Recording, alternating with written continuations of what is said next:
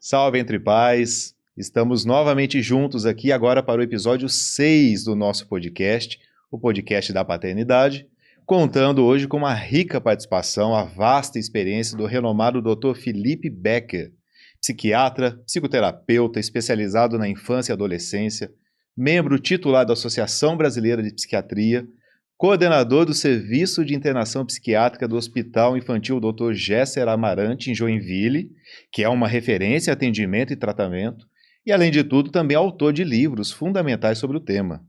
Dr. Felipe vai conversar conosco sobre os principais desvios mentais e emocionais que têm acometido nossas crianças, adolescentes, e como nós, como pais, podemos perceber e agir. Bom, eu aproveito, antes de chamar o doutor, para pedir a todos que curtam esse vídeo, comentem, compartilhem, porque assim a gente pode crescer cada vez mais e levar bate-papos relevantes como esse a mais pessoas.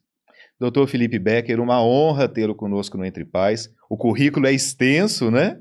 Eu tive até que fazer uma colinha para o currículo, meus parabéns. A gente está à distância hoje, o senhor está em compromissos em São Paulo, eu estou aqui em Belo Horizonte, e agradeço muito por aceitar nosso convite. Seja bem-vindo, doutor. Olá, Júlio, obrigado, mais uma vez. É uma honra aqui estar participando do teu canal. Excelente o tema, e a tua iniciativa de divulgar conteúdo de qualidade, conteúdo importante para os pais que hoje em dia estão carentes, de informações e de entender o que precisa e o que está acontecendo, com essa realidade dessa nova geração, Sim. Então, uma honra estar aqui, e uma honra, obrigado mesmo pelo convite, fico à disposição aí, espero o bate-papo contribuir com bastante gente. Não tenho dúvida, muito obrigado. E a gente vai divulgar a sua rede social em vários momentos desse bate-papo, a gente vai colocar ela aqui embaixo, e aí, logicamente, todos que nos assistem, sintam-se à vontade também para, por favor, acessar a rede do doutor, conhecer o trabalho, ele tem vários vídeos divulgados, publicados na rede, interagir com ele, porque ele dá muita atenção a todo mundo que o procura, seja pelas redes ou por outros meios de contato. Muito obrigado, doutor. Obrigado a você. Bom, doutor, eu queria te pedir uma coisa. Antes da gente iniciar, ou na verdade já até iniciar o nosso bate-papo, a gente vai falar muito hoje sobre acompanhamento psicológico, acompanhamento psiquiátrico. E eu sei que muita gente que vai nos assistir, assim como eu também, tem uma certa dificuldade de entender essa diferença. Por coincidência, essa semana tinha uma pessoa conversando comigo, e expondo que estava numa situação, um momento delicado e que precisava buscar um acompanhamento, e aí ela falava assim, Júlio, eu preciso procurar um psicólogo, um psiquiatra, ou um psicólogo, um psiquiatra, eu não sei o que é. Então, assim, nos ajude a entender qual é essa diferença. É possível a gente entender isso claramente? Sim, com certeza. Psiquiatra é um médico, tem formação em medicina, e aí a especialização, a residência em psiquiatria, Então, é uma área médica que vai avaliar as demandas possíveis, descartar as questões clínicas que possam estar envolvidas, numa triagem ou numa investigação clínica, que possam estar envolvidas, como questões de vitaminas, hormônios, que possam estar influenciando em alguma questão de alteração de humor, algum fator nesse sentido. E junto disso, descartando isso, identificando questões de cunho emocional, e se for o caso, em situações de que tem uma demanda maior, mais aguda, situações que tá uma intensidade mais significativa, fechando critérios que a gente identifique que tem um prejuízo significativo, que faça sentido indicação de uma medicação, por exemplo. Sim. Aí o psiquiatra pode já fazer uso dessa indicação, Da medicação. já para auxiliar de início, a ter uma melhora inicial, Entendi. Uma melhora conforme cada gravidade também, ou intensidade. Isso. Entendi. O psicólogo, no caso, não pode receitar medicação, é isso? Isso. O psicólogo é terapeuta, Então ele tem uma formação na psicologia, que é uma área científica ligada à escuta e à orientação e, né, das questões emocionais, comportamentais, de avaliação da cognição, né, mais aprofundada, e que muitas vezes, né, eu sempre coloco para os pacientes que é obrigatório as duas coisas, né, os pacientes ficam muitas vezes, porque eu vou ficar viciado em remédio. Sim, é verdade. Eu sempre falo que em alguns casos, em algumas situações, é questão de necessidade, da mesma forma que a gente precisa de alguns remédios para outros quadros, como diabetes, hipertensão. Isso. Talvez eu precise de medicação, Medicação para um contínua, quadro né? contínua. Isso. A gente sempre fala que a gente vai buscar sempre a dose mínima efetiva de manutenção. Então, é a dose que menos atrapalha, menos, né, que traz menos efeito colateral para sustentar aquele basal orgânico que vem do psíquico necessário, né, de estabilidade. Sim. E o suporte psicológico se faz essencial porque através da psicoterapia, né, através da fala, a gente desenvolve outras áreas do cérebro, né, que estão ligadas à questão de autopercepção, de entendimento dos sentimentos. Sim. Porque a área dos sentimentos e das emoções, a grande parte da memorização que vai tendo é principalmente na infância, nos 6 primeiros anos de vida, né? O cérebro da criança, o cérebro é imaturo, então a criança nasce com 30% do tamanho do cérebro final do adulto, né? O adulto lá pelos 25 anos. Eu não sabia disso. Então, é uma imaturidade que várias áreas importantes e que têm funções específicas vão se desenvolver somente ao longo do tempo, né? Então, na infância, é a área que principalmente o cérebro está ligado e absorvendo e memorizando, registrando informações de cunho de emoções, sentimentos, do toque físico, né, sensorial. Então, essas regiões são as mais prevalentes de memória, né? A região frontal do cérebro, que é responsável pela parte de razão, né, da memória, que eu lembro as coisas, né? Isso é mais à frente que essa região vai tendo uma estrutura um pouco mais íntegra para ter estrutura de ter memória, né? Então, por isso que muitas vezes lá de trás a gente não tem muita memória das coisas lá da infância, a não ser que sejam registros muito impactantes, né? Isso, exato. Né? Então, é através da fala, isso é importante entender, porque as pessoas pensam, vou no psicólogo, vou bater papo, então não vou gastar dinheiro com isso. Né? É através da fala, você precisa de uma figura neutra, né, que é um profissional que saiba te dar parâmetro, ele não vai julgar você, ele não vai te dizer, você está certo ou está errado, ele vai te fazer pensar, te fazer colocar as ideias, né, em outras perspectivas e naturalmente, gradativamente você reorganizando isso, e isso naturalmente vai te proporcionando desenvolvimento de maturidade emocional, e de saber lidar melhor com você mesmo, né? Então, naturalmente, você vai conquistar gradativamente uma estrutura de equilíbrio emocional que você não está tendo no momento, né? Então, o que eu vou falar agora até é um ponto, porque como eu tenho formação na parte médica e na parte psicológica, né? Eu sou psicoterapeuta, eu falo, isso que eu vou falar agora é um ponto que às vezes deixa na dúvida em pontos distintos os dois lados, né? Porque às vezes o psicólogo pode ter a percepção, né, de que, principalmente muitas vezes na psicanálise, né, que é uma coisa mais aprofundada e que realmente, né, no trabalho da terapia, a gente precisa lidar com o sofrimento e com as angústias e com os sentimentos para o indivíduo entender e sentir e saber do que se trata, de acordo com o que ele está sentindo, para a partir disso tomar decisões e que vão norteando as mudanças, né? Sim. Então, muitas vezes os psicólogos tendem a ter uma resistência, uma demora para encaminhar para o psiquiatra, porque acham que o psiquiatra vai indicar algo que vai fazer ele não sentir nada. Né? Entendi. Como se estivesse chapando, né? Isso. E não é, e ao mesmo tempo daí para os psiquiatras, né, é essencial que se tenha entendimento de que não pode fazer isso, né? A gente tem que dar um ganho melhor necessário, mas a sensibilidade, a sensação das coisas, né, a percepção da ansiedade normal que a gente tem, Isso, que né, faz parte, faz parte, é um mecanismo de defesa, de proteção, Isso. né, de instintivo, né? Isso. Essa parte da ansiedade eu preciso continuar tendo preservada para que a terapia desenrole. Então, Nossa, claro, tem situações complexo. graves que a gente precisa ter uma abordagem bem mais intensificada, que daí naquele Sim. momento não é um momento que vai ter muito benefício a terapia, talvez, Sim, sim. mas é para trazer para estabilidade, dali em diante a terapia se faz necessária. Né? Perfeito. Perfeito. Eu acho que pela primeira vez eu consegui entender bem essas duas áreas, assim, essas diferenças e onde elas se complementam também, né? Isso. E aí um ponto também que é para informação também, que também eu vejo que é uma confusão que se faz entre psicólogos e médicos, né, e psiquiatras, é a questão de diagnóstico, né? Sim. O diagnóstico é clínico, é médico, né? Então é um ato médico. Então, mas qual que é o sentido? Porque aí a psicologia entra, não, mas o psicólogo também faz diagnóstico. Eles também fazem diagnóstico psicológico, né?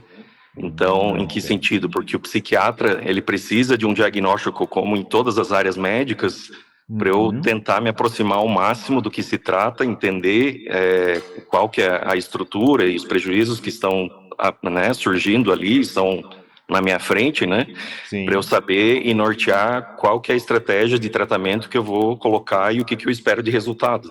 Sim, Né? perfeito. Então, o diagnóstico psicológico é outra coisa, né? Então, ele faz parte também do diagnóstico clínico, né? Eu também já vou entendendo o funcionamento psicológico, principalmente se eu tiver conhecimento na área, eu vou entender de uma forma mais aprofundada e que vai me dar um conteúdo muito mais intenso e mais amplo para eu entender Que é o o seu indivíduo. caso, visto que você está nas duas áreas, isso. Isso que eu faço, né? Então eu já vou usar isso como ferramenta muito mais ampla do que simplesmente a avaliação do estado mental, que a gente fala que o detalhe da psiquiatria que gera margem para tanta confusão, assim, de interpretação distorcida e de falatórios e tal, é porque na psiquiatria a gente não tem marcador biológico, né? Em que sentido? Né? Se você vai fazer um diagnóstico de diabetes, você tem os sinais, os sintomas, faz uns exames lá e o exame vai mostrar que está positivo.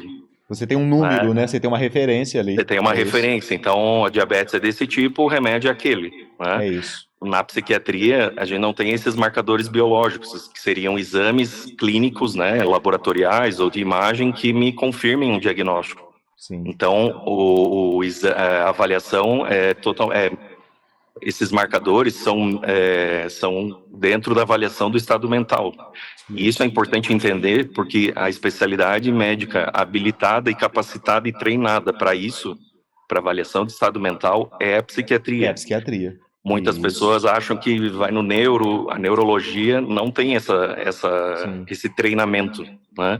Então, isso desde as crianças até adultos, né? De avaliar comportamento, as emoções, os sentimentos, contexto da dinâmica familiar. Isso é a psiquiatria que é responsável e treinada para isso, né? Ótimo, ótimo. Muito bem esclarecido, muito bem esclarecido. Você coordena o setor de internação psiquiátrica, não é isso? Lá do Hospital Gesser Amarante, Joinville, que é um hospital referência, tem uma excelente estrutura. Eu pesquisei o hospital, realmente uma estrutura muito diferenciada, né? Diferenciada.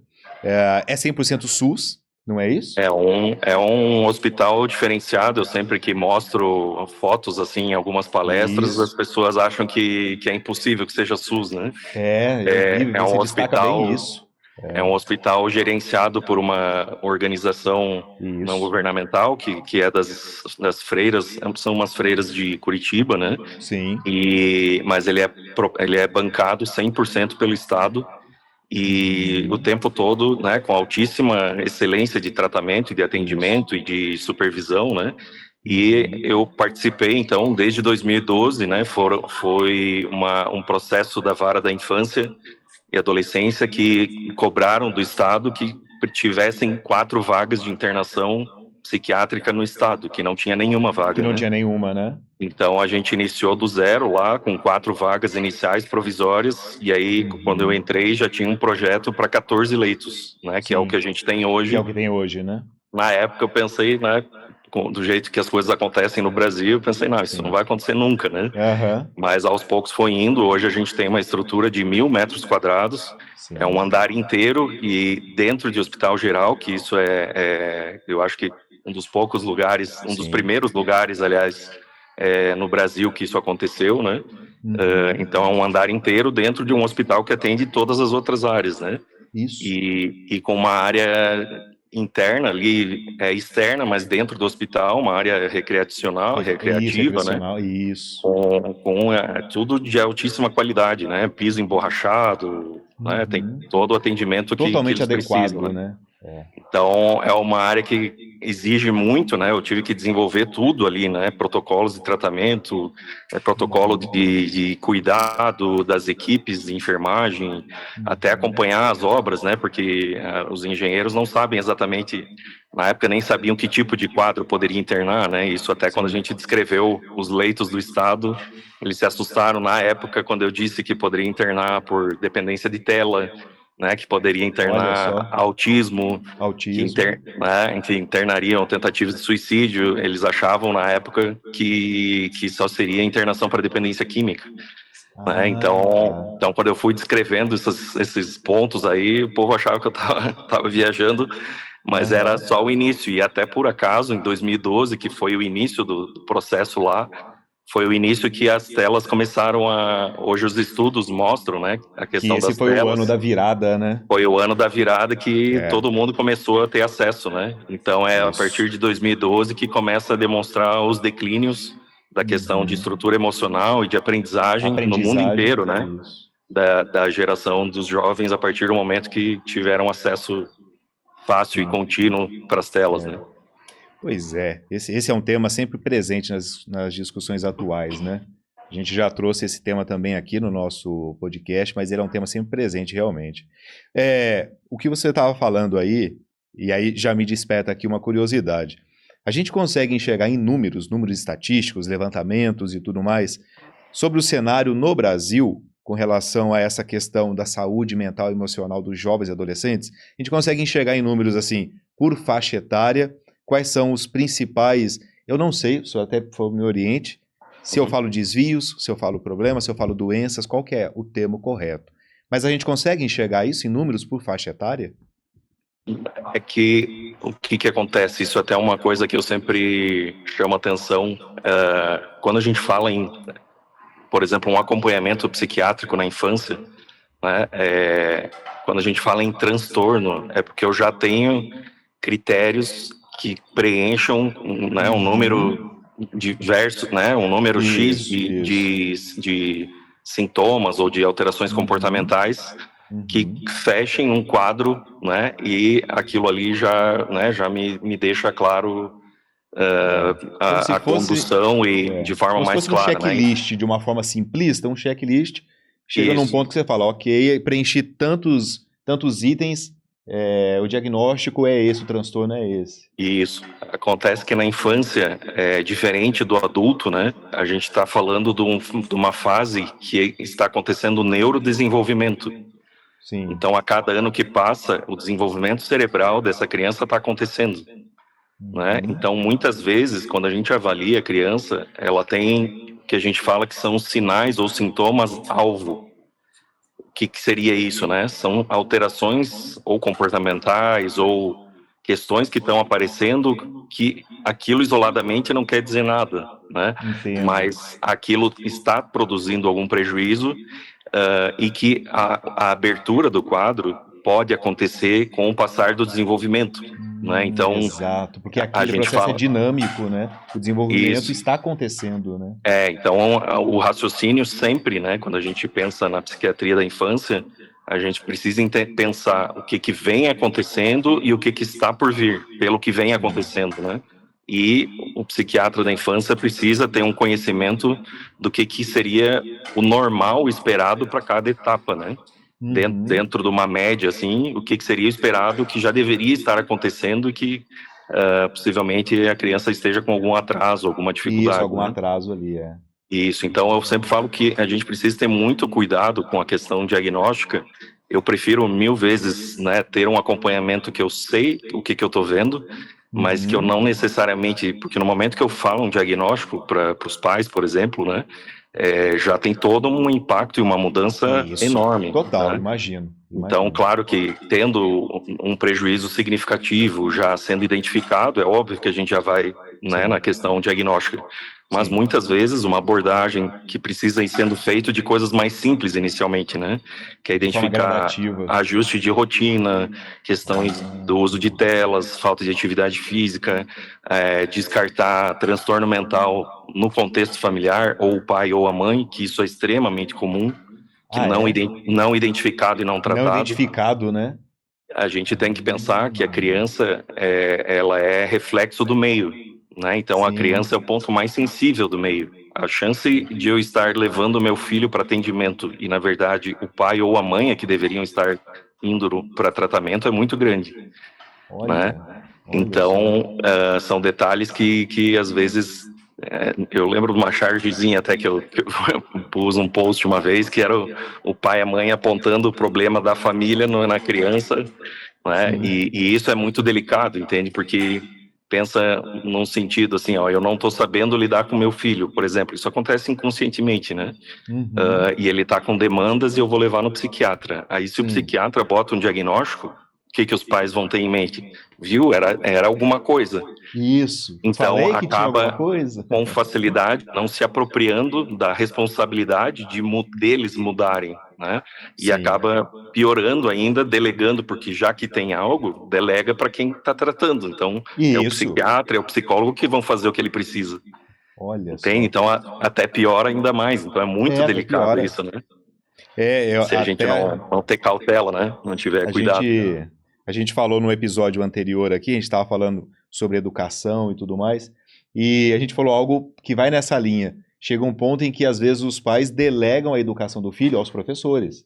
E não é isso. Você não pode delegar ao professor aquilo ali, é uma obrigação, vamos chamar, sua, pai e mãe. E é isso que você falou agora. Aí vai lá e delega ao psiquiatra. O ambiente escolar é um ambiente de aprendizado, né? Não é de educação, né? De regras, limites, de estrutura, né? E eu sempre falo, o referencial do filho, né? Teoricamente, assim, como é que deveria se dar rumo, eu sempre falo que tem uma linha pensando no que seria o ideal. É óbvio, eu falo que isso aí só serve como parâmetro para a gente saber o quanto está fora e o caminho que a gente tem para melhorar, né? O correto, o que é referencial de pai e mãe de casa, né? Então, são referências complementares, nunca uma referência só é suficiente. É a soma dos dois, né? Cada um com as suas características, com as suas particularidades no tratamento, né? E cada um vai lidar com o filho de formas diferentes, mas com sintonia, né? Com coisas básicas acordadas ali, alinhadas, né? Na tratativa. E a escola é o primeiro momento que eu falo que é o primeiro laboratório da socialização da criança. Né? Então é um momento que a criança vai para um ambiente com pessoas diferentes, com indivíduos diferentes e que os pais não estão supervisionando teoricamente, né? E é onde que os pais devem, claro, estar atentos, mas orientando o filho a lidar com situações que ele tem adversidade. Então, um exemplo, bullying, né? Se a criança sofre bullying, é óbvio que tem questões de bullying graves, né? Questões de agressividade, isso óbvio que não é permitido e não é aceito, né? E precisa ser feito algo pelos adultos, até porque muitas vezes os colegas não estão tendo pais educadores, né? Exatamente. Então, que estão dando limite, né?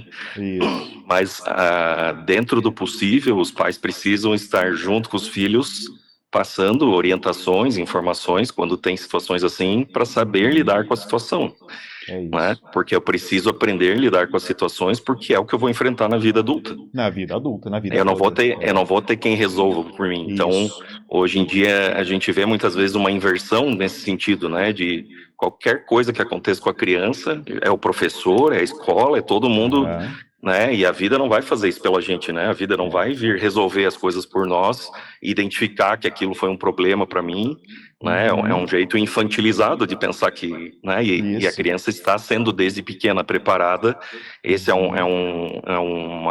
então é essencial dos pais entenderem que eles precisam da confiança e da parceria da escola, mas que eles estão à frente, são protagonistas e interessados pelo que está acontecendo para o filho.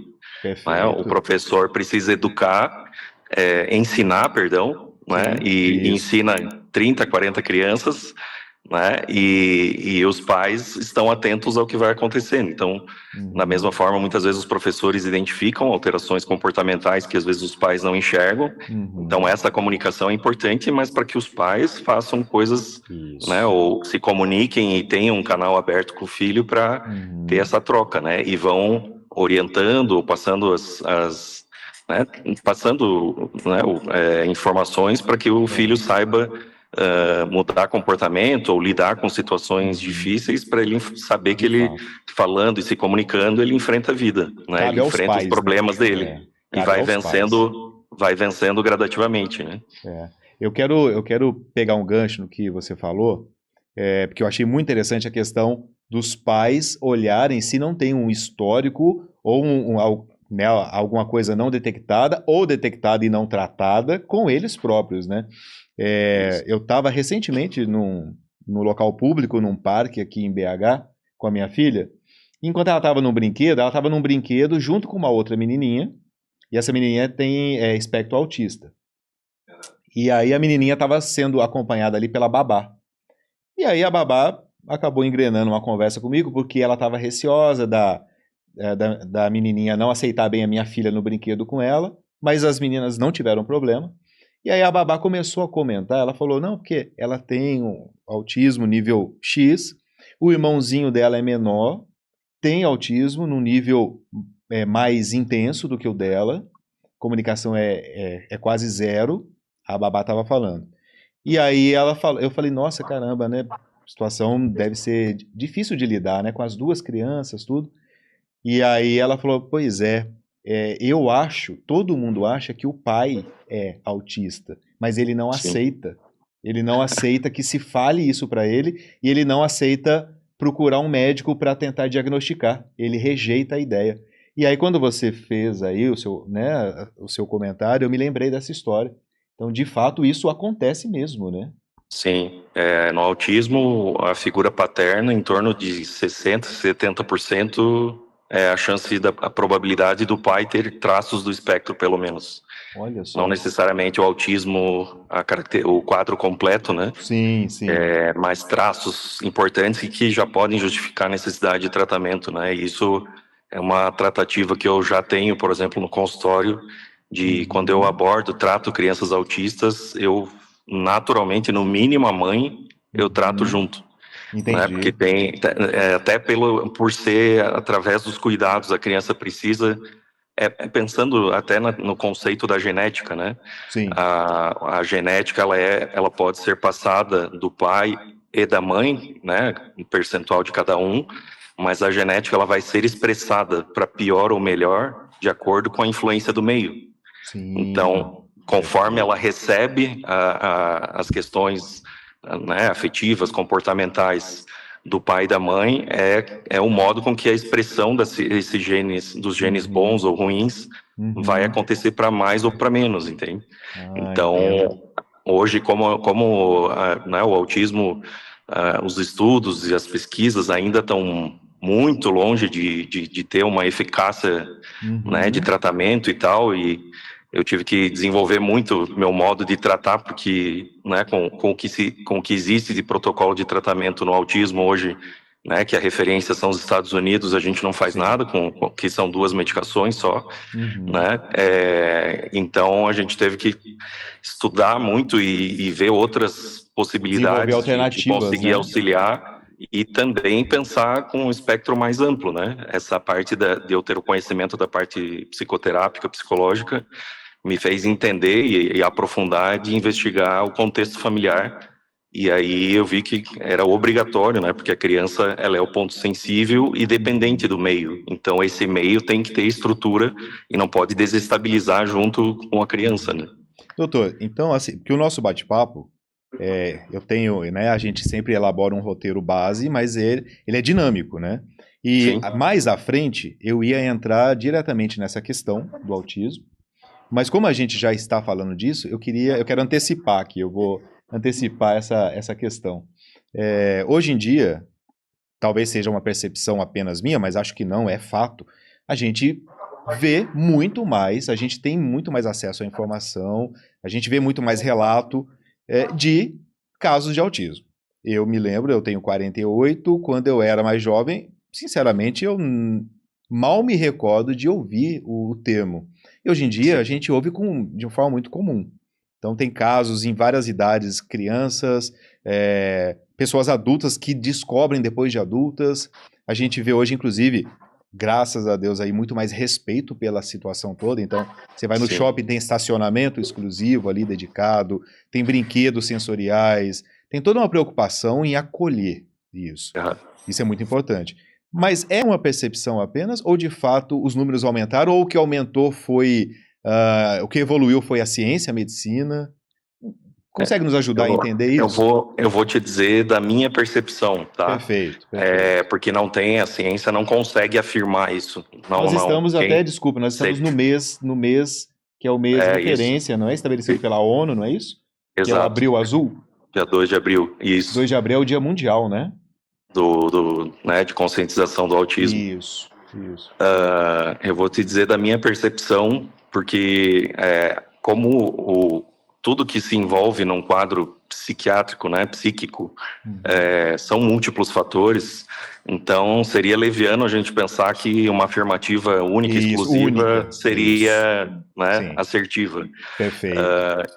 Com certeza, né, os estudos e a atenção de compreender o neurodesenvolvimento aumentou muito dos anos para, né, das últimas décadas, né? Então, a capacidade de compreender as crianças, de saber do que está se passando e, né, e de diagnósticos, de refinamento desses entendimentos ampliou muito.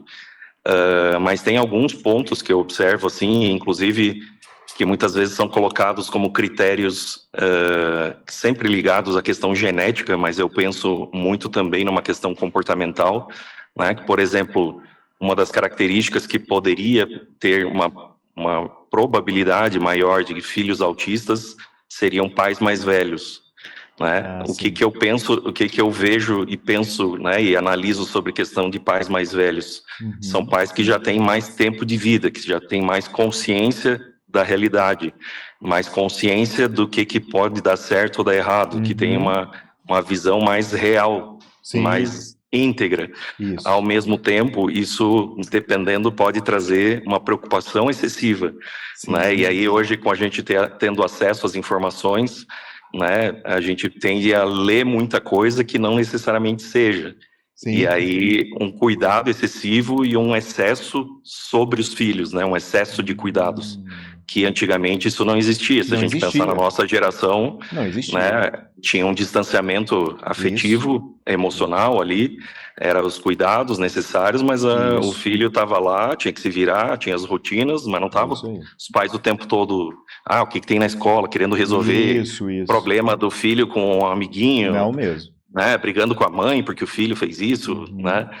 Então, ao mesmo tempo, também a gente observando com o tempo, né, nas últimas gerações, teve uma das características que eu vejo também é que seria a questão da mudança do homem, né, do ser humano, da zona rural para a zona urbana.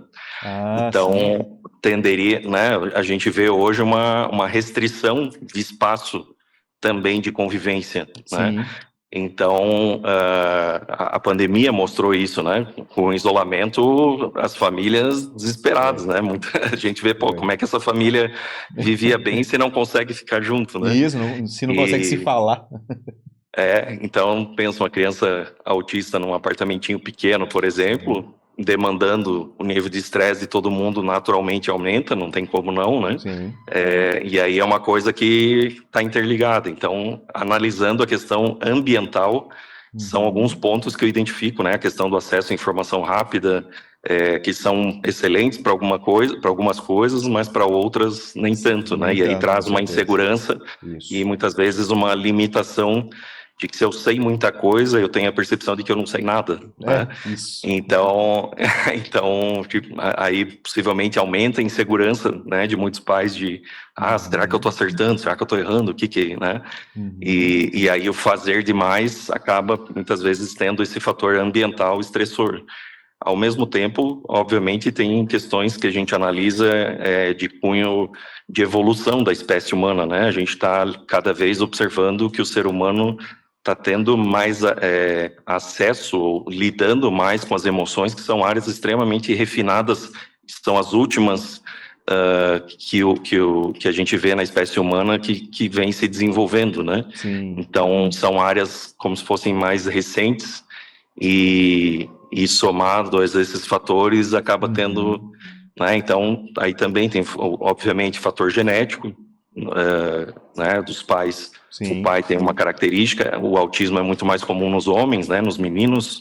Então tem uma questão temperamental e questão hormonal do funcionamento do homem, né, que acaba sendo mais rígido, inflexível e acaba tendo essas demandas comportamentais com uma propensão maior, né? Na verdade, como você falou, não tem como, é leviano querer apontar uma causa única. Isso, é leviano. Que eu digo que são apontamentos que a gente precisa, talvez, utilizar para mudar, para aliviar isso, seja que vá trazer benefício ou não, mas na prática eu vejo que traz, né? Então, ampliar o espaço de convivência, né, reduzir essa ansiedade toda sobre os filhos. Um exemplo, por exemplo, né, a questão de mulheres fazendo fertilização para ter filhos. Isso é uma coisa relativamente mais recente na medicina. E acaba sendo em mulheres com uma idade mais avançada, fecundativa mais avançada. Né? Então, e a gente vê que tem muito cunho emocional relacionado a isso, né? Então, o modo com que essas coisas vão... Eu sempre avalio e investigo muito, né? Então, eu vejo muitos padrões se repetindo. Então, são coisas que eu falo, mas, claro, não estou aqui dizendo que é só isso, enfim, né? Mas são múltiplos fatores e que acabam... e que você vivencia, né? Você vivencia isso na sua rotina. Um exemplo que acaba sendo muito ruim é que, por exemplo, um transtorno, um diagnóstico é algo técnico, que é algo que um médico que se especializou e tem treinamento precisa lidar com isso, né? Agora, o acesso à informação é tão grande que é importante, por um lado, para as pessoas saberem que existe, que tem profissionais que tratam, mas, por outro lado, as pessoas usam isso né, para si mesmas, às vezes como uma maneira de se identificar dessa forma, como um modo de ter uma identificação própria, ou de ter benefício, ou de ter ganho secundário. Infelizmente, então, também existe tem uma autodeclaração, quase, uma autodeclaração da condição. Tem o fator essencial, mas tem também o mau uso, né, que acaba deixando, não contribuindo para quem realmente precisa, né. Isso é complicado. E isso aí, infelizmente, é uma das características negativas do ser humano, né?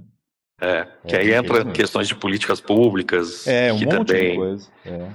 Tem o lado, né, da lei da inclusão, que a intenção pode ser positiva, né, de querer que obrigue a que os indivíduos sejam inseridos, né, incluídos na socialização, mas ao mesmo tempo tem se deixa de lado a importância de que cada caso é um caso e tem suas demandas e suas particularidades, né? É individualizado, né? Então, um quadro de autismo, por exemplo, mais severo, não tem muito sentido ele estar dentro de uma sala de aula, porque os ganhos e aprendizados que ele precisa são outros, né? São muito mais primitivos e que se ele está num ambiente de sala de aula, que nível de estresse é muito grande. Muitas vezes, né? Criança falando, brincando, gritando. Né? Pra você deixar a criança mais estressada, você faz com que o funcionamento cognitivo dela basal ali seja reduzido, até as O capacidades efeito dela pode ser adverso. é pior, né? É isso. Então, coisas que ela precisa estar desenvolvendo, você vai estar inibindo Isso. pelo modo da tratativa do meio. É o meio, E exato. isso é essencial, por exemplo, famílias que têm, né, crianças autistas. Se você, os Uhum. estudos mostram, né, que crianças autistas que usam tela em excesso têm um prejuízo, um impacto muito pior do que crianças, né, típicas, né? Ah, é? Crianças que não têm um quadro. Então, é essencial. Se a criança já tem uma limitação de buscar interação, buscar Sim. socialização, de Você buscar promove ali uma comunicação, condição de se isolar ainda mais, né? você está dando uma ferramenta para ela É. não desenvolver realmente o que ela tem de dificuldade e que é o motivo das terapias, né? De estimular, de Uhum. incentivar que ela busque e tenha interesse na socialização, né? Nó. Então, a gente pode, o ambiente não bem preparado, isso eu sempre chamo a atenção de muitos psicólogos, que eu falo que é uma área que eu acho fundamental e que tem poucos profissionais preparados para fazer isso, de treinar e demonstrar e mostrar para os pais quais as características do autismo no filho. Porque Sim. hoje a gente vê os pais estando experts em saber o que é autismo. É. E aí trata o filho como um diagnóstico e não o filho em si, né? Isso, entendi. Entendeu? Então ele Exatamente. precisa ter um envolvimento e saber lidar com o funcionamento do filho. O filho tem Uhum. essas características, porque o autismo tem os parâmetros lá, e esse é um ponto também muito complicado hoje em dia, que são poucos centros e locais de formação médica, Uhum. psicológica, muita formação online. Nossa, sim. Então, o treinamento prático, o treinamento técnico, Sim. né, exige prática, exige experiência de atender volume de Uhum. pacientes, né? É. Então Exige vivência, né? É, eu tenho que vivência. ver muitos pacientes diferentes para Isso. aprender, porque é uma coisa subjetiva, né? Então, se você vê Isso. na teoria, você É. até entende, mas enxergar em cada criança, porque o padrão Não, muda, tem padrão, para você poder enxergar os padrões. algumas Exatamente. características uma criança tem, outras a outra não tem, Isso. né? Então, É. saber identificar e aí saber triar o que eu preciso para essa criança, né? E saber Uhum. identificar. Não é uma mesma tratativa igual para todas. É. Isso a gente vê muito que está Sim. acontecendo hoje ainda, né? E aí acaba sendo uma briga, por exemplo, dos planos de saúde, né? Porque eles identificam, se tornou, infelizmente, uma máfia, né? De Sim. muitas, infelizmente, né? De muitas clínicas, que acabam não Uhum. tendo essa tratativa individualizada de entender o que a criança precisa e respeitar os limites estressores dessa criança. Isso. Então, Isso. coloca 300 terapias, né, para ela fazer numa semana. Uhum. A criança está extremamente desregulada Sim. e a clínica manda que precisa continuar fazendo mais 5, 6 tipos de terapias, né? E em Nossa. nenhum momento a gente recebe das clínicas apontamentos do tipo, ó, agora nós vamos parar um tempo porque ele está desregulando muito e a gente acha Uhum. até que tem que voltar no médico, fazer ajuste de uma medicação.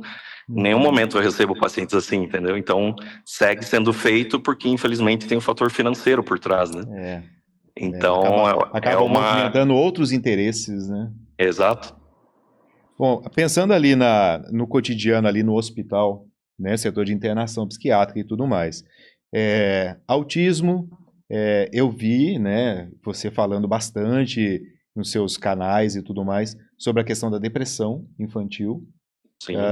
o suicídio ou a tendência, não é nem tendência, a expressão que se usa é Ideação, que ideação. é ideação, planejamento, e aí a tentativa, né? Ideação Ah, é eu sim. ter o O pensamento, pensamento, né? a vontade, né?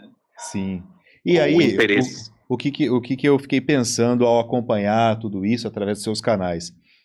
Eu fiquei pensando pelo lado do pai, da mãe, quando começa a enxergar sinais como esses, deve entrar em parafuso, né? Deve entrar em parafuso. Muitas vezes sem saber realmente o que fazer, sem saber como lidar. Porque imagino, tem pais que não conseguem enxergar os sinais, tem outros que enxergam, mas até talvez por uma autodefesa equivocada, enxerga, mas finge que não está vendo. E tem realmente quem enxerga e não sabe o que fazer. Então, assim, é possível a gente pensar quais seriam os principais sinais, não sei talvez se tem uma resposta para isso, E o que É, fazer? O que o pai e a mãe devem fazer se sente esses sinais? Porque eu deve estar sempre, numa con- aflição ali sem saber para onde ir, né? é, eu sempre considero alguns pontos mais importantes até a importância dessa conversa nossa aqui, de Sim, já se ter conhecimento e já ter um modo de lidar com o filho, porque você vai ter uma percepção muito mais fácil de identificar muito antes que sim, algo está diferente, né? E sim. não só no momento agudo, grave, né? Isso. Então, o que que eu também sempre pergunto para os pais, né? Porque eu por um tempo fiquei na dúvida, assim, começaram a vir, né? Muitos adolescentes com tentativas de suicídio. Você ficava, cara, terminou o namoro, Sim. toma 90 comprimidos, Aham. né? Aí você fica, cara, mas eu vou internar por esse motivo, mas ao mesmo tempo fez um negócio grave, tá na UTI, em supervisão lá para ver se Isso. não vai ter problema.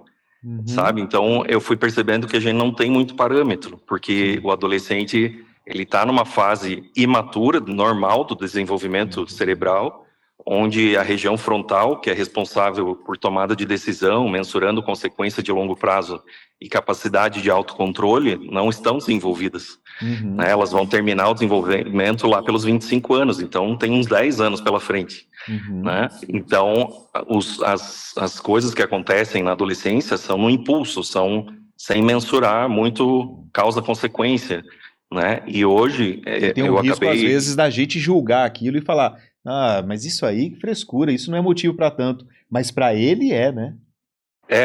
mas aí tem alguns agravantes, talvez, que são da situação atual dos jovens, né? Um deles que eu observo que por muito tempo eu perguntei para os jovens de eles terem a percepção de que não são compreendidos e que não podem trazer mais problemas para dentro de casa para os pais, como Hum, se tudo que está na volta eles vão entendendo que é problema sim, e não serem compreendidos porque os pais vêm de uma geração que é totalmente diferente da deles. isso. Então, os jovens hoje, e também a presença das telas está muito impactante nisso, né? Sim. A gente precisa entender o que, que as telas estão fazendo, pensando no desenvolvimento, né? Um Uhum. jovem que está o tempo todo, com frequência que seja, momentos do dia na tela, ele está Uhum. tendo muito menos interação com os pais e Sim. interação com o meio. Então, ele não está desenvolvendo muitas das ferramentas que a gente chama de habilidades adaptativas, que são responsáveis por autorregulação, por a capacidade de se frustrar, de enfrentar dificuldades, de tolerar, suportar, de eu ter uma questão empática, de eu me dar Sim. conta do outro, né? Do De eu outro, isso. pensar que o outro pode ter um funcionamento diferente do meu, Sim. né? E fazer as coisas de outra forma. Então, são habilidades que o jovem não vai tendo, né? Porque no Uhum. momento, um exemplo simples, né? Se você chama a atenção do teu filho por uma situação que ele fez de errado, e que ele precisa aprender aquilo ali, né? Você está chamando atenção porque você está atento, né? Uhum. Educar os filhos dá trabalho, gera um Sim. esforço, né? E só que é o que Uhum. dá resultado, né? É o que Sim. é o É o que deve necessário, ser né? feito. É o que deve ser feito. Isso, e então você chama atenção, sei lá, você deixa de castigo o filho para registrar isso para uma memória mais cristalizada, que a gente fala, que ele leve isso para o futuro, para a vida dele, ele precisa sentir Sim. junto com o que ele pensa, né? Ah, Agora, se entendi. você chama a atenção dele e o filho vai para a tela, o que que ele faz? Ele vai deslocar a atenção dele para a tela. Isso. Ele não Isso. vai registrar nada e as Porque coisas ele vão não sentiu passando, aquilo, né? não percebeu aquilo e passa batido, né? Como se não tivesse sido feito quase nada, tem muito pouco impacto, E acontece né? muito isso, hein, doutor? Muito. Muito, E muito. aí vão ter menos situações também no convívio familiar que sejam necessárias, porque a criança não nasce sabendo, né? Sim. Então vão acontecer muito menos situações no contexto que os pais estejam atentos e com a possibilidade de demonstrar o caminho certo das coisas, né? E E, aquela história que eu e também. junto à questão dos pais fazerem uso também, muitas vezes, de tela em excesso na presença Isso, dos na filhos, presença né? do sinal, sem dúvida alguma. Isso é gravíssimo no meu ponto de vista. Eu sempre Gravíssimo. falo, o filho troca na hora tela por convívio de qualidade com os pais. Exato, Ele troca na exato, hora, né? Não exato. é, né?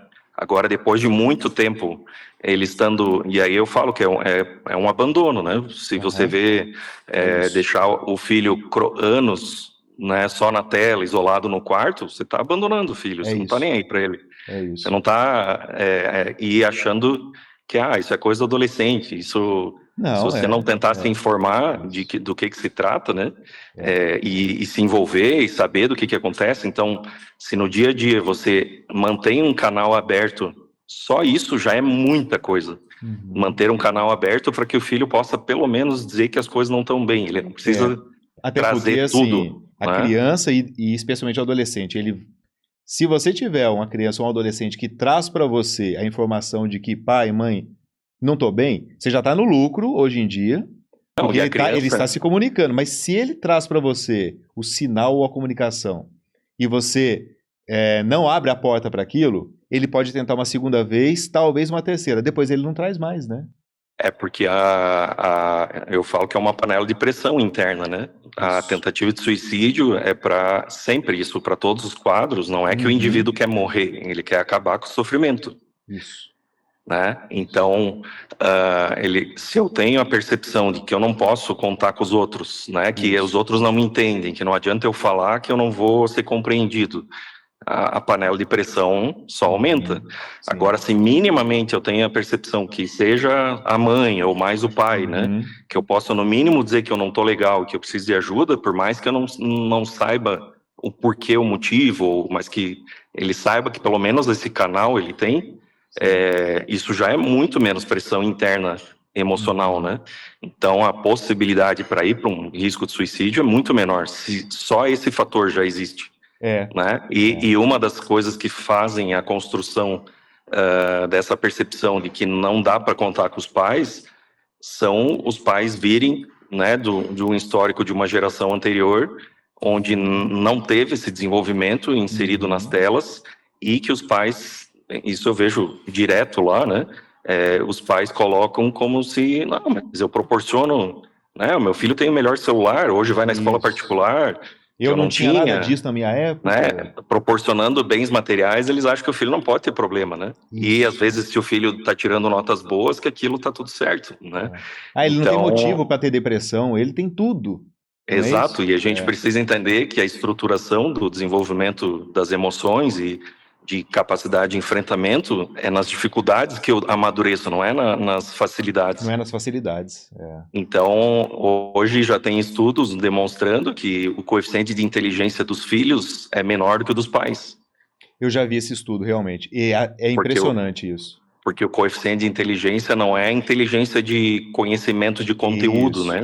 Só, ele avalia várias áreas, inclusive, né, a parte emocional, de comunicação, então, de habilidades para lidar com as demandas, né, do dia a dia. E as outras áreas estão bem defasadas. Né? Eu vi uma entrevista sua em que você falou assim, de uma forma muito clara, cautelosa, sobre a questão do suicídio, né, do suicídio infantil. Você falou, olha, não que ao falar essa frase, a criança ou o jovem esteja indo já para praticar um suicídio, mas a frase, eu quero sumir, ela é uma frase emblemática, ela deve, no mínimo, despertar a sua atenção. É um dos sinais, não é isso? Que deve chamar a atenção. A gente precisa entender, isso está dentro do entendimento do neurodesenvolvimento, né? Então, a capacidade de percepção das próprias emoções, e isso também é uma das dificuldades na adolescência, né? O jovem tem dificuldade, pela imaturidade mesmo, né, de entender e interpretar exatamente o que sente e nomear o que sente. Então, imagina o quanto é difícil o papel do psiquiatra, que precisa ter um treinamento específico para essa área, né? Não é tratar adolescente, não é igual tratar adulto, que muito psiquiatra, infelizmente, trata e faz dar problema, né? Então, o jovem tem muita dificuldade de expressar realmente o que sente, e na íntegra, né, eles falam, eu tô ansioso, mas no fundo ele tá um canhão de ansiedade. Sim. Né? E de modular os sentimentos, modular quer dizer o quê? De eu vendo ele, de eu ver que ele tá com uma expressão de sofrimento, de dificuldades, então eles demonstram muito menos, você olhando no dia a dia, né? Sim. Então acabam sendo fatores difíceis, né? Então, e a capacidade cognitiva de abstração né? Uma criança vai ter mais dificuldade tanto a percepção do que é morte, é algo que gradativamente a criança vai compreendendo com o passar dos anos, e ela vai entendendo de forma limitada, né? Então, a fala de eu quero sumir, eu quero desaparecer, isso principalmente em crianças menores, né? Que ela não tem uma percepção, né, de que morrer eu não volto mais necessariamente, né? Mas é de desaparecer porque ela não está tolerando mais o que ela está sentindo. E crianças menores, pelo menos da minha experiência, assim, as menores que eu atendi por tentativa de suicídio, que do que eu tive de casos foram 8, 9 anos de idade, 100% delas tinham características, tem um funcionamento mais rígido, inflexível e hipersensível, né? E com um contexto familiar conturbado, com mãe com transtorno mental não tratado ou pai. Ou os dois. Ou os dois? Estão inseridos num conflito ambiental muito pesado, né? Então, o meio interferindo diretamente, impactando a criança. Então, sempre que a gente pensa em criança e adolescente, naturalmente tem que vir pai e mãe junto. A gente tem que descartar que algo esteja acontecendo e não identificado, né? Um exemplo interessante que até ontem a gente estava na Record fazendo uma entrevista lá, falando sobre aquela série do Netflix do adolescência, né? Isso. E que aí passa a percepção, no final o pai fala que, na infância dele ele passou por muita violência, agressão do pai dele, né? E que ele não quis repetir isso com o filho, né? Só que aí o que acontece, que isso eu observo muito na prática, né? Ele não agrediu, não foi violento com o filho, mas ele não lidou com o filho. Isso. Né? O pai naturalmente tenderia a ter uma questão, talvez um transtorno, alguma questão de dificuldade de lidar com as emoções. Um bloqueio, isso. Mas o jeito dele lidar foi se controlando e se distanciando, não lidando com a relação, porque ele realmente percebia que ele iria perder o controle. Entende? Olha só que então coisa incrível. Aí ele ficava de fora, dava coisas, deu o computador que ele queria, fazia as vontades dele, proporcionando coisas. Entendendo, né? Até que talvez está protegendo. Isso, e na verdade o não lidar com o filho é não ter referência nenhuma. Então eu vejo assim, de forma geral, não estou falando desse caso em si, mas no meu ponto de vista, a geração anterior tem, por mais que tinham violência ou coisas inadequadas, numa média, né, uma geração que tinha, que mesmo passando por isso tudo, acaba tendo uma estrutura de enfrentamento de vida maior do que a geração atual, que está sem aprender nada, sem desenvolver nada, né? Aí eu falo que chega na vida adulta com os braços e as pernas mentais amputadas, né? Não desenvolvidas. Não desenvolvidas. Entende? Então, a gente tem que cuidar também, às vezes, o cuidado extremo para, eu não vou falar isso, porque senão vai traumatizar. Não, tem coisas que tem que ser ditas, tem que ser isso, porque a vida posicionadas, tá ali, né? E eu tenho que estar participando no dia a dia, não adianta eu querer me preocupar quando acontece, né? Isso. E eu tenho casos ainda que eu já vi de pais que a filha tentou suicídio, o pai nem foi no hospital. Porque eu tenho que trabalhar, como é que eu... Meu Deus. Como é que eu... Tem, então você fica, cara, cadê a cabeça desse povo, né? Sim. E qual é a chance dessa menina não tentar de novo, né? Claro. Porque o pai foi trabalhar ao invés, por exemplo, de ir visitar no hospital, de amparar. E é o referencial. Não, porque a jovem lá, dependendo do caso, fica uns 10 dias internados, né? Meu Deus. E de não ir nenhum dia, é difícil, né? Então, isso é para ver também o referencial de figura masculina que ela vai ter, né? Sim.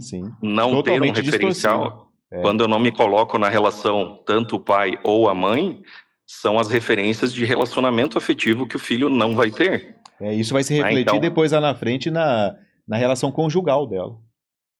Então, isso é uma coisa, até aqui nós dois homens, né, pais, é algo essencial de chamar a atenção, porque a gente vem numa geração de pais que são somente provedores. Isso. E eu falo que o provedor, né, hoje em dia, eu falo brincando, né, que pagar boleto a gente paga fácil. Pega o celular, hoje em dia é mais paga, fácil ainda. É uma demanda muito maior você lidar no dia a dia com o filho, de estar atento ao que está acontecendo, né, e por outro lado é extremamente prazeroso, vai te trazer um ganho Sim. gigantesco, né? E aprender você desenvolver pessoalmente, de maturidade, de lidar com questões da tua infância, muito mais você exercendo a paternidade, né? Então, Essa é uma relação ganha-ganha, né? isso. É ganha-ganha. Você vai ganhar muito com isso, o filho, a filha vai ganhar muito com isso. Não tem como perder. É isso. E o foco é, né, o desenvolvimento que o filho tem estrutura para a vida, né? E esse entendimento, né? Que o filho está de passagem. É isso. Né? Isso, exatamente. Se o filho ficar na tua volta sempre no futuro, tem doença mental. Pois é. Entendeu? Que a tendência natural é que não fique, né? O conceito de autonomia, né? Que é o conceito, aqui eu estou falando de teoria, né? O conceito de autonomia psíquica é o desenvolvimento de habilidades e das capacidades, né? Que o filho vai enfrentando para a vida adulta e que ele saiba lidar com ele mesmo e lidar, né? Conviver e estruturar o próprio núcleo familiar. Isso. Sabendo lidar consigo mesmo, inclusive com independência financeira. Isso. Entendeu? Então, filhos que ainda dependem de pai e mãe financeiramente, inclusive, isso ainda tem questões emocionais de algum quadro, né? Às vezes mais para o lado psicológico, não muitas vezes psiquiátricos também, mas de cunho psicológico de não desenvolver e muitos casos que a mãe ou o pai não permitem esse desenvolvimento, né? Doutor, pensando, a gente falou na questão do suicídio, assim, eu não sei se necessariamente quando chega num pensamento de suicídio ou qualquer coisa, ou até na tentativa, né? Se isso necessariamente vem ou advém de uma situação de depressão. Não sei se está totalmente ligado, mas acredito que tenha uma boa relação, né? Entre uma coisa percentual significativo, né? Mas tem outras causas, tem a possibilidade, questão de uso de drogas, de outros transtornos, né? Às vezes bipolaridade, esquizofrenia, né? E questões hoje que a gente vê de estarem submetidos de forma aguda a um estresse pontual, intenso para o jovem, né? E que ele não dá conta mas que em geral tem algo por trás, né? Acompanhado. Hoje, só para a gente pensar, e que é algo silencioso que está acontecendo, o uso excessivo de telas já está sendo comparado à dependência de heroína. Nossa Senhora. Antigamente, no início, a gente via estudos sendo comparados com dependência de maconha. Sim. E a dependência de tela já era pior do que de maconha. Sim. Hoje a comparativa é de heroína. Aqui no Brasil a heroína não veio porque é uma droga mais cara, né? Mas é uma dependência pesada. Então, esse também é um dos fatores que tá fazendo, né? Pelas telas, o jovem não está dormindo, não tem rotina de ir dormir à noite, né? Que é algo... Eu vi uma entrevista sua falando isso, o jovem não dorme, né? Não dorme, ele acorda já estressado, cansado. A gente pergunta, os pais acham que sim, né? Mas eles enrolam. Tanto que eu fiz um estudo em 2019, lá acompanhando todos os jovens que internavam por tentativa de suicídio, e eu orientei os acadêmicos de medicina a fazerem a pergunta do sono 3 ou 4 vezes.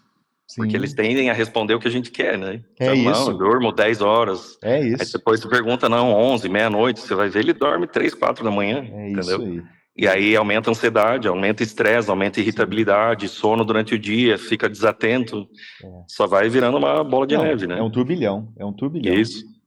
É impressionante. E aí, o que é possível a gente recomendar assim, pai, mãe, você que está aí em casa, você que está nos assistindo e que está percebendo esses sinais de depressão, de afastamento, ou até, enfim, né, de pensamentos suicidas ou o que quer que seja.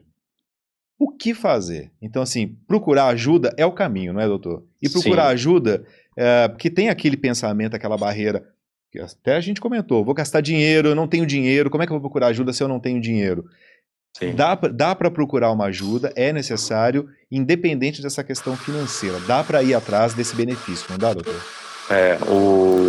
Quando se pensa, né, você vê o jovem ou cometendo automutilação, ou, né, que muitas vezes são etapas, né? Ele pode iniciar com automutilação sem necessariamente ter pensamento suicida e já tentativa.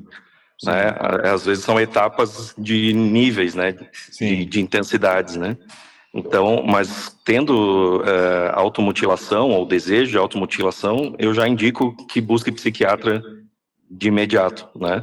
Porque a gente precisa do profissional tendo uma avaliação mais detalhada e profunda e de entender qual que é a possibilidade, o risco, né? Na adolescência, por todos esses fatores, muitas vezes eu falo que eu tenho que tratar preventivamente, porque mesmo o jovem não tem total noção se isso vai acontecer ou não, porque no momento que ele está melhor, né? Às vezes ele está num nível de estresse pior, mas às vezes no momento da consulta ele vai te falar, não, eu nunca faria isso. Isso, tô tranquilo, né? Isso. Mas por quê? Porque quando você está bem, você está melhor, pelo menos, você não cogita, você não acha que você vai fazer isso. Coisas, Então, ter essa avaliação um pouco mais refinada para entender e estratificar risco, porque aí a gente precisa de um tratamento efetivo de controle do impulso. Sim, entendi. Que é uma coisa que o adolescente já não tem por natureza. Por natureza, é normal. Isso. Então, para eu entender, elaborar, saber lidar com o que, né, entender do que se trata, é para eu controlar impulso e colocar esse jovem para fazer terapia. Sim. Que é o que vai fazer ele desenvolver pela fala, o autoconhecimento, entendimento melhor das emoções. É um ganho que os jovens têm, porque na nossa geração, na adolescência, pensar em terapia, a gente nem imaginava que existia, né? Exatamente, eu ia falar isso. E é um fator que desenvolve maturidade emocional. A terapia, eu falo que serve para qualquer pessoa, não precisa ter doença ou transtorno para buscar um terapeuta, né? Essa semana uma pessoa, uma jovem mãe, jovem de idade e jovem mãe de pouco tempo, comentou comigo que está se sentindo assim muito perdida e que estava pensando em procurar um psiquiatra, mas não sabia como fazer, porque não sabe se liga no consultório de psiquiatra ou se tem que passar num clínico antes, ou se o acesso ao psiquiatra é direto. Eu também não sei. É direto. No serviço público, normalmente tem essa sequência, né? Então, aí passa por um posto de saúde lá, que vai ter um clínico, ou um médico da família. Sim. E muitas vezes, se ele identificar que é uma situação leve, talvez ele trate. Né? Infelizmente, a facilidade de acessar profissionais especializados, o SUS muitas vezes depende dos municípios, mas muitas vezes é algo demorado. Sim, infelizmente, né? E dependendo quem avalia também, né? Então, se não tem um treinamento e uma habilitação para isso, pode deixar muita coisa passar batido. Exatamente. Então, a importância aqui, né, do valor do profissional, do bom profissional psiquiatra e psicólogo, né? Que eles precisam estar nesses locais para fazer essa identificação e o encaminhamento, se é de maior urgência ou não, né? Sim.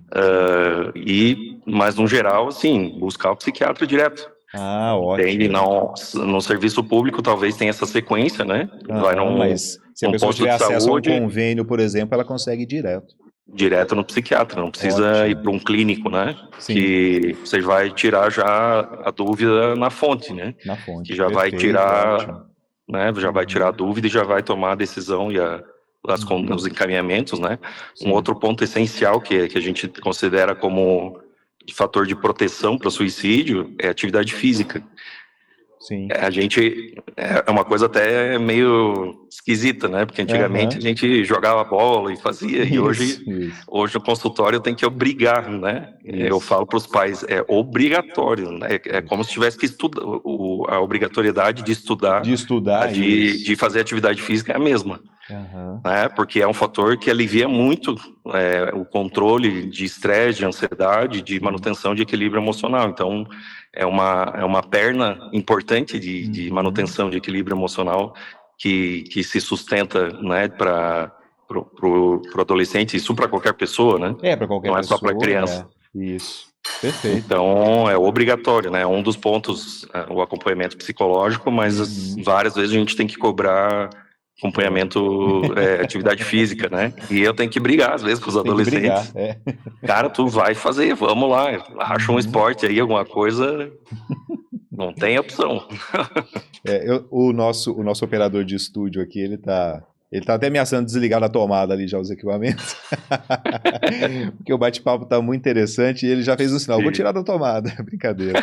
Mas Sim. aí, doutor, eu vou te pedir pra gente encerrar, porque assim, fluiu muito bem e trouxe muita luz. Eu sou um exemplo aqui porque eu acabei de esclarecer várias dúvidas aqui nesse bate-papo. Sim. Isso é Aí pra importante. gente, é importantíssimo, o fundamento principal é esse aqui do nosso bate-papo, inclusive. Pra gente encerrar, tem o lado do Dr. Felipe Becker, autor, não é isso? Isso, a gente está começando nessa jornada, né? Eu estou encaminhando uma frente que é um livro próprio onde eu chamo a atenção de pontos chaves que eu considero de estruturação, né, necessárias para questões que os pais têm que fazer e adequar de acordo com as etapas dos cuidados do processo de educação dos filhos, né? Entendi. Então, questão dorme com o filho ou não dorme, Sim, questão, dorme até quando? rotina, dorme até quando, né? Não tem. Eu coloco alguns pontos, né? Não é de acordo com a percepção do que eu fui tendo na prática, como eu investigo muito todos os casos, né? Eu não fico só na avaliação diagnóstica, então eu investigo como que o desenvolvimento se deu até o paciente estar na minha frente, né? Então isso me deu percepção de muita coisa diferente, assim, né? A questão a importância das mães irem atrás de tratamento quando tiverem depressão pós-parto e não se vê isso só como uma questão hormonal e transitória. Tem fatores psicológicos que estão ligados e que, se não tratados, vão estar projetados no filho através dos cuidados. Né? Então, pontos assim, e o primeiro livro vai ser da primeira infância, né? Seriam os primeiros anos de vida. Mas projeto, ele já foi publicado? Ele já está publicado? Não, ainda não. Ele tá no forno e já com a editora encaminhada, né? Que maravilha. E aí, futuramente, a gente tende a entrar na parte escolar, na parte né, acadêmica e depois adolescência, né? E uma outra frente que a gente está fazendo é que eu estou coordenando um livro que é para trazer discussões sobre temas variados ligados à saúde emocional, né, e tendendo a puxar para a situação atual também, que muitas coisas são históricas, que são importantes para a estrutura emocional das pessoas, mas muitas coisas do momento também, né? Então, eu estou coordenando um livro que vai tratar de diversos pontos, né? Então, eu estou selecionando profissionais, colegas, tanto psiquiatras, psicólogos, terapeutas, né, que tenham relevância na área, neurologistas também, né, que tenham relevância no que fazem. E esse primeiro livro é direcionado com temas como sexualidade, como a importância do sono, a importância do cuidado físico, da comunicação, da qualidade das relações, dos vínculos, dos relacionamentos, né? Mas não será um livro dedicado, o público-alvo é o profissional da medicina ou não? Não, é um público leigo. O público leigo, é perfeito, dedicado excelente. a direcionar para aumentar o conteúdo de informações né, para as pessoas, né? Por exemplo, eu chamei uma colega psiquiatra especialista em sexualidade humana que vai trazer um conteúdo sobre como é que se dá e que apontamentos, né, como lidar com isso ao longo do tempo, né? E com cuidado sempre a gente está falando de questões científicas, né? Não permito, eu já deixo claro, a gente tem um filtro com relação a questões ideológicas, questões religiosas. Não tenho nada contra ninguém, não é? Mas a gente tem que ter neutralidade nas questões emocionais, né? Porque é justamente para atingir todo mundo, né? É isso, então, perfeito, ótimo. E aí, como a estrutura emocional de cada um é diferente, né? Para você, talvez tais capítulos vão acrescentar muito, outros nem tanto, né? Mas vai trazer um entendimento e abrir a tua visão com relação a essas questões mentais e emocionais. E para outros de outra forma, né? Então, é um cuidado que eu estou tendo nesse sentido de escolha dos colegas e de que o texto deles venham, né, de forma neutra prático, assim, com linguagem tranquila para ser compreendido por qualquer pessoa, né? Eu vou acompanhar lá nas suas redes, então. Convido bem todo legal. mundo a acompanhar, porque a hora que você falar lá, estamos publicando, eu já vou comprar um desse eu te aviso. Por favor, e aí eu compartilho aqui também na minha página, por favor. Legal, obrigado. Maravilha. Bom, pessoal. Com certeza, vai ser bem interessante. Esse foi um ótimo bate-papo, a gente estava ansioso para ter esse nosso encontro, esse encontro já era para ter acontecido há um tempo. O doutor está em São Paulo, nos atendendo remotamente ali, com todas as facilidades e as dificuldades que é fazer uma transmissão dessa distância. Agradeço muito pelo empenho, deu tudo certo. Exato. Agradeço a Eliana, a querida Eliana. Eu que agradeço, obrigado. Nossa amiga em comum, Eliana, está lá com ele, que foi quem me apresentou a ele, a importância e a relevância do trabalho que ele desenvolve. Então eu quero agradecer muito, doutor. O bate-papo foi ótimo. A sua forma de expressar, de trazer as informações é muito clara, muito lúcida. Isso é importantíssimo porque agrega demais, agregou a mim e eu tenho certeza que agregou e vai agregar ao nosso público. Fico muito feliz com isso e espero que a gente volte até a se encontrar em novas oportunidades, porque o tema é vasto. Fico à disposição. Dá pra gente estender quando você Tem lançar muita o livro. coisa para se falar, né? Isso, quando você lançar o livro, eu até já deixo aqui o convite. Você e Eliana me avisam e a gente faz um bate-papo sobre o livro, inclusive. Ok? Sim, aí vou presencial aí. Perfeito, melhor ainda, estará conosco aqui no estúdio. Então. Certeza. Então tá bem. Então, muito obrigado, agradeço a todos, agradeço a todos que assistiram, acompanhem as redes sociais do Dr. Felipe, acompanhem a nossa rede social, por favor, se inscrevam, curtam, compartilhem, porque isso nos ajuda demais. Agradeço, deixo a palavra final ao doutor e a todos um grande abraço e até a próxima. Então, mais uma vez, agradeço, né, a oportunidade, o convite. Minhas redes sociais, né? A gente tem um Instagram que é Felipe Becker Psiquiatra e a gente está começando gravações para um podcast que eu vou lançar, né? Que é FB Experience. Já tem o canal, mas ainda a gente não lançou as primeiras gravações e a ideia das gravações que a gente já está produzindo, né? São entrevistas com pessoas interessantes e que eu aplico um pouquinho do que eu faço na prática no trabalho, né? Então eu pego um pouco do desenvolvimento da pessoa, da trajetória de vida vinda da infância, né? E a gente pontuando momentos chaves, momentos decisivos, que a pessoa teve uma dificuldade grande, que aí ela... Por isso o experience, né? Isso, que é para a gente ter... Ontem até a gente estava gravando com um episódio e a gente pensou, putz, acho que isso aqui pode dar, às vezes, uma chavezinha virar para alguém que vê e até vê, né, pessoas conhecidas e entender que dificuldades todo mundo passa, Todo mundo passa, isso. E a importância de saber lidar com elas, né? E aí, já no estúdio, a gente viu alguns ali dizendo, putz, eu tive isso também, que legal, exemplo, né, e tal. Então, a ideia é essa, né, de trazer conteúdo e também intercalado também com eu trazendo conteúdo informativo sobre várias áreas, né, do dia a dia, né, que a gente tem no trabalho, né? Vamos Mas acompanhar. O principal que a gente está desenvolvendo é essa parte das entrevistas aí que vai ser bem legal. Os primeiros que a gente já gravou com pessoas legais, assim, que a gente teve uns insights no meio da entrevista muito legais. Muito bom. Iremos acompanhar, então. Muito Legal. obrigado, doutor. Até a próxima. Obrigado. A gente se fala novamente, com certeza. Com certeza. Obrigado pelo convite, mais uma vez. Obrigado. Tchau, pessoal. Até a próxima. Um grande abraço. Valeu.